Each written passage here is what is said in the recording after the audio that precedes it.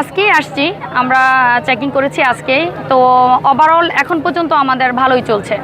এখন পর্যন্ত যতটুকু আমরা ফিল করছি সব ওভারঅল মিলে ভালো। আমার বাবার সাথে আসছি, অনেক ভালো লাগছে।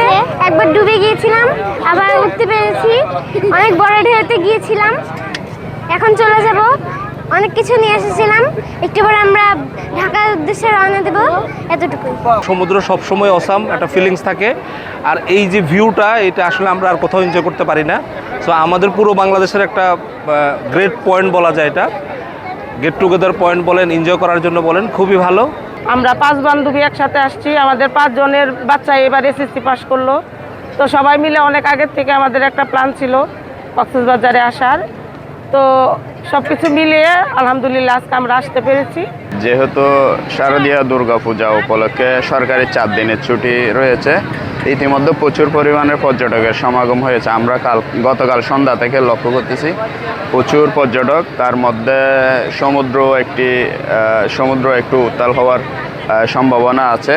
তো আমরা লাইফগার্ডের পক্ষ থেকে আমরা চেষ্টা করতেছি যাতে এই যে ছুটির দিনে যে সংখ্যক পর্যটকরা কক্সবাজার ভ্রমণে এসেছেন তাদের নিরাপত্তা যাতে দিতে পারে, আমরা সেভাবে আমাদের ব্যবস্থা নিয়েছি। আমাদের লাইফগার্ড টাওয়ার আছে, আপনারা দেখতে পাবেন। আমরা লাইফগার্ড টাওয়ার থেকে সার্বক্ষণিক নজরে রাখতেছি এবং আমাদের পেট্রোল টিম আছে।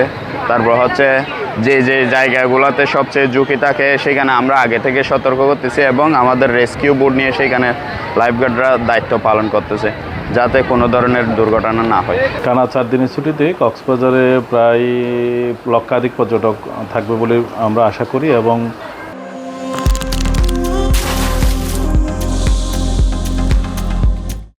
আজকে থেকে আগামী 3 দিন কক্সবাজারের সবগুলো হোটেল বুকিং রয়েছে।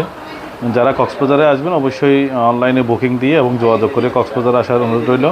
এবং প্রতিনিয়ত যেহেতু বিচের থাকার জন্য যে সমুদ্র সৈকতের হোটেলগুলো আছে প্রায় 60 থেকে 70 হাজার লোকের, কিন্তু অতিরিক্ত যখন লোক আসে তখন এখানে অনেক অসাধু ব্যবসায়ীরা এবং বিশেষ করে মূল ব্যবসায়ীদের মধ্যে একটা দাম বাড়ার প্রবণতা হয়। এটা হলো আমরা ট্যুরিস্ট পুলিশ, জেলা প্রশাসন সব মিলিয়ে আমরা প্রস্তুতি নিয়েছি যাতে এই ধরনের কোনো দুর্ঘটনা না ঘটে।